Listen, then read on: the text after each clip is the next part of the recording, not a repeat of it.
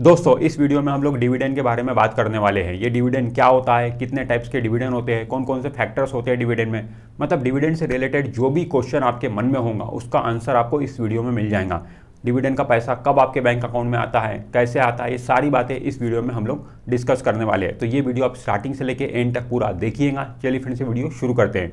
तो दोस्तों ये डिविडेंड क्या है, तो डिविडेंड को अगर हम सिंपल वन लाइन में समझे तो dividend is a part of profit of company which is distributed amongst its share holder. मतलब डिविडेंड जो है एक प्रॉफिट का पार्ट है, प्रॉफिट का एक हिस्सा है जिसे कंपनी डिस्ट्रीब्यूट करती है। किनको देती है कंपनी? खुद के शेयर होल्डर को। उस कंपनी के जो भी शेयर होल्डर है उनके बीच में डिविडेंड का पैसा बांटा जाता है, उनके बीच में डिविडेंड का पैसा डिस्ट्रीब्यूट किया जाता है। और ये डिविडेंड का पैसा कहाँ से आता है? प्रॉफिट में से ही आता है। तो प्रॉफिट का ही एक हिस्सा है, प्रॉफिट में से ही कुछ पैसा निकालकर कंपनी डिविडेंड के रूप में उसे बांटती है अपने शेयर होल्डर के बीच में। सबको देती है कि सबको नहीं देती है? जो कंपनी के शेयर होल्डर है उन्हीं को डिविडेंड मिलता है। तो इससे एक बात समझ में आती है कि वो वाली कंपनी डिविडेंड देंगी जो कंपनी प्रॉफिट बनाती है, क्योंकि डिविडेंड प्रॉफिट का ही हिस्सा है, प्रॉफिट में से ही डिविडेंड दिया जाता है। तो जो कंपनी कैश में प्रॉफिट बनाएंगी वही कंपनी डिविडेंड देंगी, ऐसा जनरली समझ में आता है। बट ऐसा नहीं है दोस्तों, कई ऐसी भी कंपनी है स्टॉक मार्केट में जो लॉस मेकिंग कंपनी होने के बावजूद भी डिविडेंड देती है। मतलब कंपनी ने प्रॉफिट नहीं कमाया, लॉस कमाया, फिर भी डिविडेंड दिए, तो वो डिविडेंड का पैसा कहाँ से आया? तो उस केस में क्या होता है दोस्तों, अगर कोई कंपनी लॉस मेकिंग कंपनी है फिर भी डिविडेंड दे रही है तो उसमें क्या होता है कि उस कंपनी के पास में रिजर्व होता है, पहले से ही वो लोग रिजर्वेशन करके रखते हैं, मतलब रिजर्व करके रखते हैं। तो रिजर्व में जो पैसा है वहाँ से वो डिस्ट्रीब्यूट करते हैं डिविडेंड, तो वहाँ से डिविडेंड दिया जाता है। तो ऐसा बोलना बिल्कुल गलत है कि जो कंपनी प्रॉफिट करती है सिर्फ वही कंपनी डिविडेंड देती है, ऐसा नहीं है। जो कंपनी लॉस करती है वो भी कंपनी डिविडेंड दे सकती है। बट जनरली मोटा मोटी देखा जाए तो मैक्सिमम चांसेस यही होते हैं कि डिविडेंड देने वाली कंपनी प्रॉफिट मेकिंग कंपनी ही होगी। जो कंपनी प्रॉफिट करती है वो ही जनरली डिविडेंड देती है। कुछ कुछ केसेस में जो लॉस मेकिंग कंपनी रहेंगी वो भी डिविडेंड दे देंगी। दोस्तों डिविडेंड उन्हीं लोगों को मिलता है जिन लोगों के डीमैट अकाउंट में वो पर्टिकुलर शेयर रिकॉर्ड डेट के दिन मौजूद होता है, रिकॉर्ड डेट के दिन अवेलेबल होता है। कंपनी एक रिकॉर्ड डेट निकालती है, रिकॉर्ड डेट कंपनी एक अनाउंस करती है। उस रिकॉर्ड डेट के दिन, उस पर्टिकुलर डेट के दिन वो शेयर आपके डीमैट अकाउंट में होना चाहिए, तभी आप एलिजिबल होते हो डिविडेंड लेने के लिए। उस रिकॉर्ड डेट के दिन अगर आपके डीमैट अकाउंट में वो शेयर नहीं है तो फिर आपको डिविडेंड नहीं मिलेगा। तो दोस्तों डिविडेंड में 4 डेट होती है, चारों की चारों डेट आपको पता होनी चाहिए। तो पहली डेट जो होती है वो होती है डिक्लेरेशन डेट। मतलब ये वो डेट होती है जिस दिन कंपनी अनाउंस करती है कि हम इतना इतना डिविडेंड देने वाले हैं। ये अनाउंसमेंट डेट हम इसको बोल सकते हैं। कंपनी ने डिक्लेयर किया, डिविडेंड डिक्लेयर किया कि हम डिविडेंड देने वाले हैं और इतना इतना डिविडेंड देने वाले हैं, तो ये होती है डिक्लेरेशन डेट। ये हो गई पहली डेट। उसके बाद में होती है रिकॉर्ड डेट। अब रिकॉर्ड डेट जैसे कि मैंने आपको बताया, कंपनी एक रिकॉर्ड डेट निकालती है। तो रिकॉर्ड डेट के दिन क्या होता है कि वो कंपनी चेक करती है कि उस डेट के दिन हमारे जितने भी शेयर होल्डर है कौन किस किस के डीमैट अकाउंट में वो शेयर है। उस रिकॉर्ड डेट के दिन, उस रिकॉर्ड डेट के दिन जिसके डीमैट अकाउंट में वो शेयर रहेगा उसका नाम कंपनी लिख देंगी कि इस पर्टिकुलर बंदे के दिन इस पर्टिकुलर बंदे के पास इस डेट को शेयर है तो इसको हम डिविडेंड देंगे। तो उनका सबका नाम उसमें लिख दिया जाता है और उन लोगों को ही डिविडेंड मिलता है। तो ये रिकॉर्ड डेट है। तो दोस्तों अगली डेट होती है एक्स डेट। ये जो एक्स डेट है, पहले क्या होता था दोस्तों, हमारे इंडियन स्टॉक मार्केट में T+2 में सेटलमेंट होता था। मतलब मंडे के दिन हम कोई भी शेयर खरीदते तो वेडनेसडे के दिन वो शेयर हमारे डीमैट अकाउंट में आता था। T+2 में सेटलमेंट होता था 27 जनवरी 2023 के पहले। बट आज के तारीख में अभी लेटेस्ट में जो सेटलमेंट हो रहा है हमारे इंडियन स्टॉक मार्केट में वो T+1 में सेटलमेंट हो रहा है। तो जब सेटलमेंट T+2 में होता था तो उस समय क्या होता था, जो रिकॉर्ड डेट होती थी उसके एक दिन पहले एक्स डेट होती थी। अगर रिकॉर्ड डेट 10 अप्रैल 2023 है तो एक्स डेट रहेंगी 9 अप्रैल 2023। ये दोनों वर्किंग डे होने चाहिए उस केस में, ठीक है। दोनों वर्किंग डे है, तब कंटिन्यूसली इस तरीके से पहले एक्स डेट आती थी फिर रिकॉर्ड डेट आती थी। ये मैं कब की बात कर रहा हूँ, जब T+2 में इंडियन स्टॉक मार्केट में सेटलमेंट होता था तब। बट आज के तारीख में T+2 में सेटलमेंट हो रहा है क्या? नहीं। आज के तारीख में एडवांस हो गई, एडवांस की तरफ हम बढ़ गए हैं। आज के तारीख में जो सेटलमेंट हो रहा है हमारे इंडियन स्टॉक मार्केट में वो T+1 में सेटलमेंट हो रहा है। अब T+1 में सेटलमेंट होने की वजह से क्या हुआ कि रिकॉर्ड डेट और एक्स डेट ये दोनों एक ही दिन होती है। जिस दिन रिकॉर्ड डेट है उसी दिन एक्स डेट है। तो अब यहाँ पे कन्फ्यूजन हट गया, मतलब कि रिकॉर्ड डेट क्या रहेंगी, एक्स डेट क्या रहेंगी, एक ही दिन। रिकॉर्ड डेट जिस दिन है उसी दिन एक्स डेट भी है। तो अगर आपको किसी भी कंपनी का डिविडेंड हासिल करना है तो एक्स डेट के एक दिन पहले आपको शेयर खरीदना पड़ेगा, या अब हम ये बोल सकते हैं कि रिकॉर्ड डेट के एक दिन पहले खरीदना पड़ेगा। जिस दिन रिकॉर्ड डेट है उसके एक दिन पहले आप शेयर खरीद लो, नेक्स्ट डे रिकॉर्ड डेट है, तो रिकॉर्ड डेट के दिन वो शेयर आपके डीमैट अकाउंट में आ जाएगा, क्योंकि T+2 T+1 में सेटलमेंट हमारे इंडियन स्टॉक मार्केट में आज की तारीख में हो रहा है, तो आप डिविडेंड के लिए एलिजिबल हो जाओगे। फिर रिकॉर्ड डेट के दिन अगर आप वो शेयर बेच भी दोगे ना, तब भी आपको डिविडेंड मिलेगा। अब कुछ लोग ये भी बोलते हैं कि आज तो रिकॉर्ड डेट है, आज अगर हम शेयर बेच देंगे तो हमें डिविडेंड कैसे मिलेगा? मिलेगा, क्योंकि आपका नाम लिख दिया है।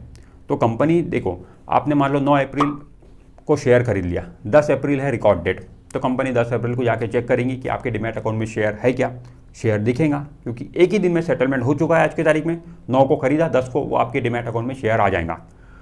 कंपनी ने देख ली, फिर 10 को ही आपने बेच दिया, जिस दिन रिकॉर्ड डेट है 10 को ही आपने बेच दिया, बट वो शेयर 10 सेम डे थोड़ी आपके डीमैट अकाउंट से निकलने वाला है, वो 11 तारीख को निकलेगा, क्योंकि T+1 में सेटलमेंट हो रहा है ना इंडियन स्टॉक मार्केट में, तो 11 को निकलेगा। तो कंपनी तो 10 को ही देख के चले गई कि आपके डीमैट अकाउंट में शेयर है क्या, तो शेयर तो दिख गया, तो आपका नाम लिख दिया उन्होंने कि आपको डिविडेंड देंगे हम।